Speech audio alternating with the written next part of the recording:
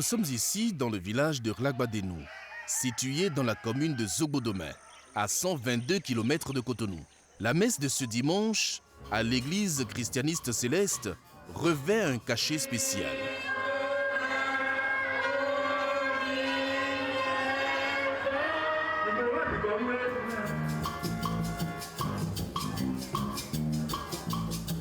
Nous ne pouvons que rendre grâce à l'Éternel.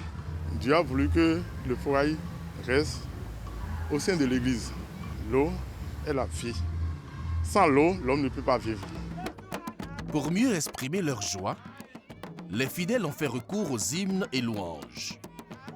Les membres de la chorale de l'église rivalisent de talent et de créativité. Leur prière est enfin exaucée.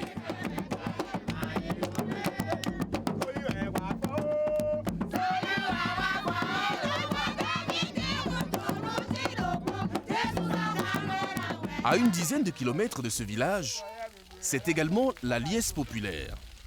Ici, le forage est artésien et les populations de Glago y voient une opportunité pour faire de l'agriculture. S'approvisionner en eau potable relevait d'un parcours de combattant.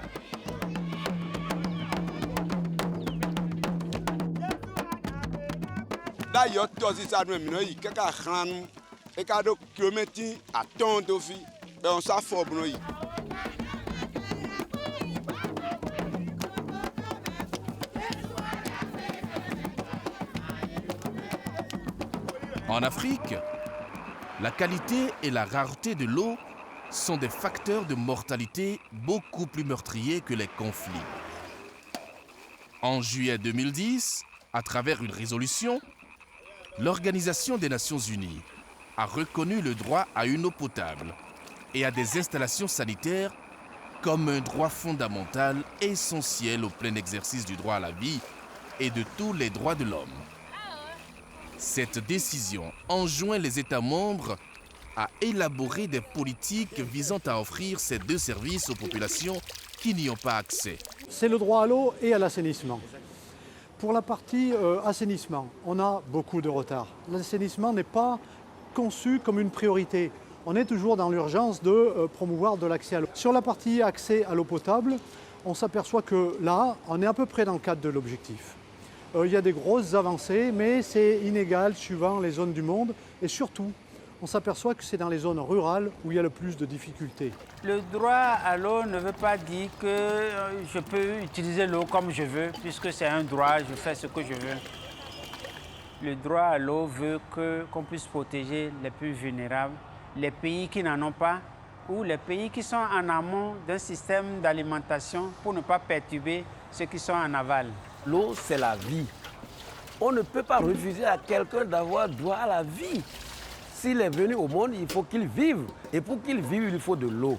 Dans les termes de la décentralisation, on a dit que la commune est responsable de la fourniture en eau potable à ces populations. Et même l'assainissement du territoire est du ressort de la commune.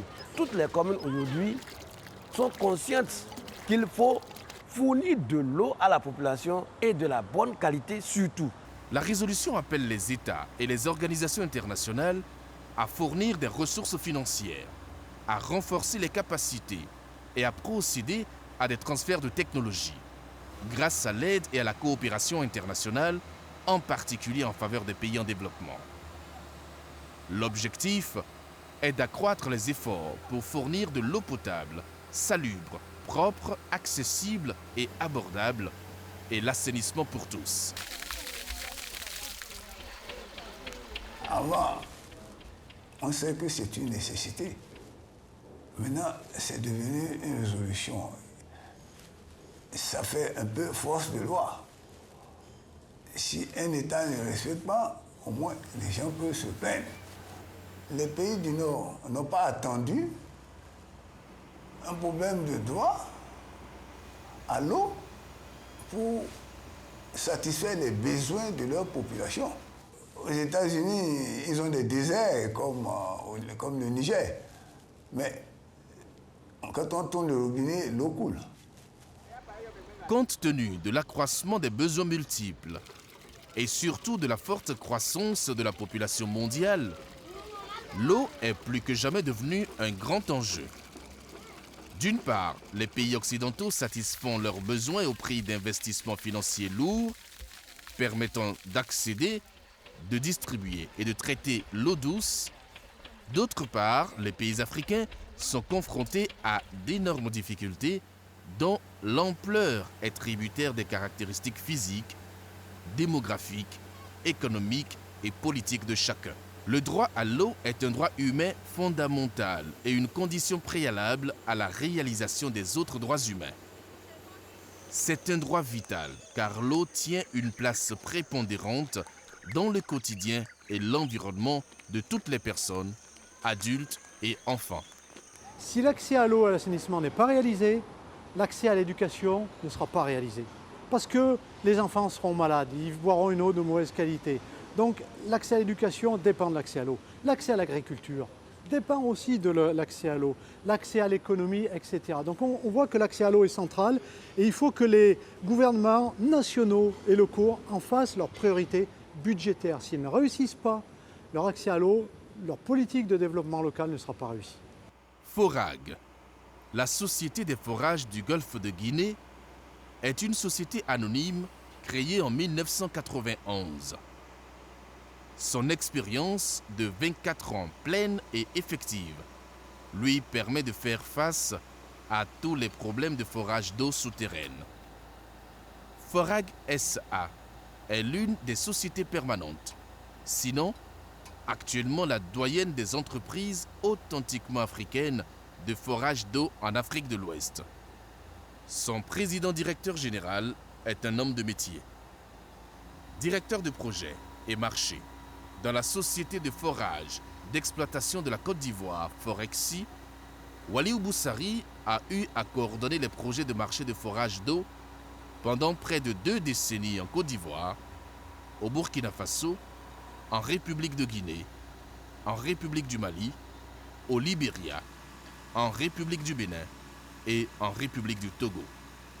Dans le même cadre de sa fonction, Waliou Boussari a eu à parcourir à plusieurs reprises les fournisseurs d'équipements et les usines des manufacturiers en Europe, aux États-Unis et au Canada.